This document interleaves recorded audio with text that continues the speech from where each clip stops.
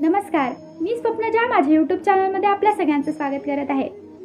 बहीण भावाचं नातं हे अतिशय जास्त पवित्र आणि सुंदर मानलं जातं आणि या नात्याचाच एक उल्लेख करायचा झाला तर तो म्हणजे संत ज्ञानेश्वर आणि मुक्ताई यांचा। संत ज्ञानेश्वर हे थोर संत, कवी आणि तत्त्वज्ञ होते आणि त्यांच्या छोटी बहीण म्हणजेच मुक्ताई या होत।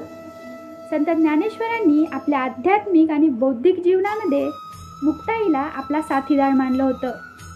त्यांनी ज्ञानेश्वरी लिहून भगवद्गीतेचा सखोल अभ्यास केला होता आणि त्यामध्ये नेहमीच मुक्ताईंनी त्यांना मदत केली होती।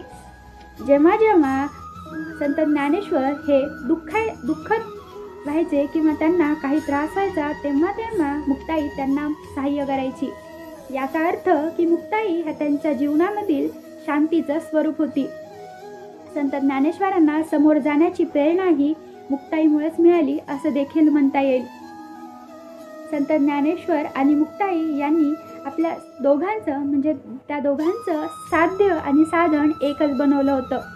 मुक्ताई या संत ज्ञानेश्वरांना भाऊच नाही तर आध्यात्मिक गुरु देखील मानत होत्या आणि त्यांना एकमेकांना मदत करण्याची आणि समोर जाण्याची प्रेरणा त्यांच्या सहवासातून आणि आध्यात्मिक जीवनातून आपल्याला कळूनच येते। संत ज्ञानेश्वर आपल्या मुक्ताईचं कौतुक करताना किंवा तिला समर्पित करताना हे म्हणतात की अवघाची संसार सुखाचा करीन, आनंदे भरीन तिन्ही लोक। त्यांनी या श्लोकामध्ये मुक्ताईला विस्तारित रूप दिलं आहे। त्यांचं असं म्हणणं आहे की जगात सुख आणणारी आणि सर्वांना आनंद देणारी म्हणजेच माझी बहीण मुक्ताई होय। यावरून आपल्याला त्यांचं जे सुंदर नातं आहे ते कळतं। खरंच बहीण भावाचं हे जे नातं आहे ते अतिशय जास्त पवित्र आणि खूप सुंदर आहे, म्हणून आपल्या बहीण भावाच्या नात्याला जपा आणि त्याचा आदर करा। आजचा व्हिडिओ तुम्हाला आवडला असेल तर नक्कीच लाईक, सबस्क्राईब आणि शेअर करायला विसरू नका। धन्यवाद।